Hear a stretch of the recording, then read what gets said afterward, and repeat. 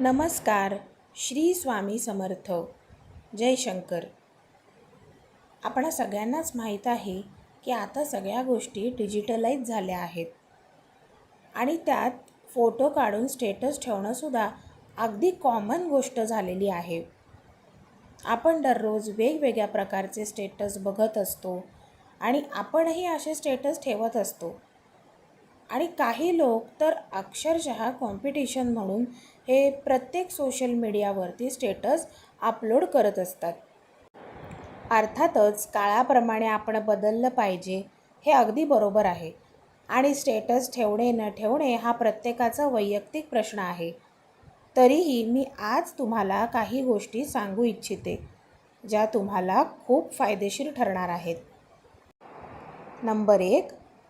आपल्या खाजगी गोष्टी स्टेटसवर ठेवणे टाळा.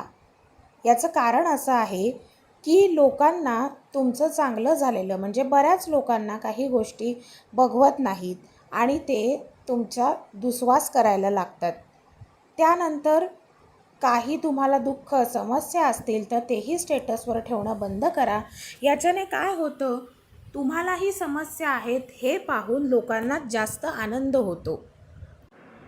नंबर 3. कुठलीही पूजा व्रतवैकल्ये ह्यांचे स्टेटस कधीही ठेवू नका, कारण त्याच्याने आपण जे करतो त्याचं काहीही मूल्य राहत नाही. आणि जी साधना, जे व्रतवैकल्य कराल, जी पूजा कराल ती शक्यतो गुप्त ठेवावी, तरच त्याचे फायदे आपणास मिळतात. एक लक्षात घ्या, आपल्याला कोणाबरोबरही आपली बरोबरी करायची नाही आहे किंवा ही स्पर्धा नाही आहे. त्यामुळे आपल्या प्रत्येक गोष्टी जितक्या गुप्त ठेवाल तितका त्याचा फायदा तुम्हाला जास्त होईल आणि लोकांची कुठल्याही प्रकारची निगेटिव्हिटी ही तुमच्यावरती येणार नाही. हा त्याचा मुख्य उद्देश आहे. आता दिवाळी जवळ आलेली आहे, त्यामुळे आपल्याला वेगवेगळे स्टेटस बघायला मिळणारच आहेत. पण लक्ष्मीपूजनाचे फोटो स्टेटसवरती ठेवणे टाळा. कारण लक्षात ठेवा, आपल्याला आपल्या केलेल्या साधनेची थट्टा मस्करी करायची नाही आहे, तर जी पूजा उपासना करायची आहे ती मनापासून करायची आहे.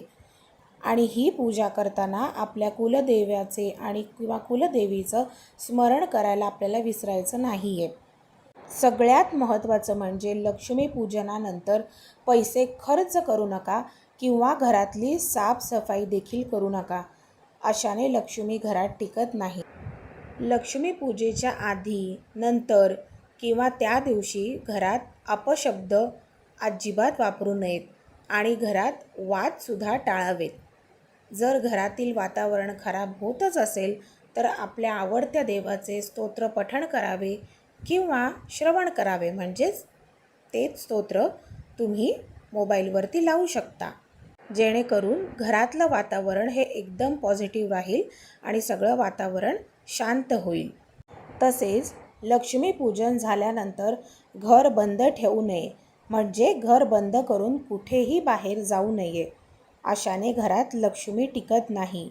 आणि सगळ्यात महत्त्वाचं म्हणजे या दिवशी हा जो जप मी दिलेला आहे तो लक्ष्मीचा जप नक्की करा. ह्याच्याने लक्ष्मी मातेचा आशीर्वाद तुमच्यावरती कायम राहील. तर या छोट्याशा पण उपयोगी येणाऱ्या अशा काही टिप्स आहेत या आज मी तुम्हाला दिल्या आहेत. तर तुम्ही जमलं तर ते नक्की फॉलो करून बघा. तुम्हालाही त्याचे सकारात्मक परिणाम दिसून येतील जर तुम्ही असं केलं तर. आणि तुम्हाला सगळ्यांना दिवाळीच्या खूप खूप शुभेच्छा. आणि नेहमी हसत राहा, आनंदी राहा आणि निरोगी राहा. श्री स्वामी समर्थ. जय शंकर. धन्यवाद.